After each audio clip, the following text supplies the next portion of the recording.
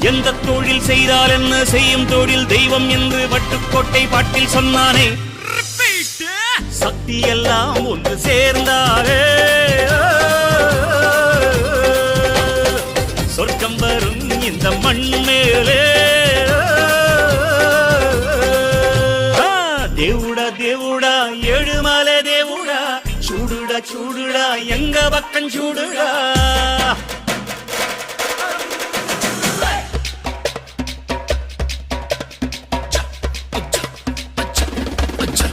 Okay.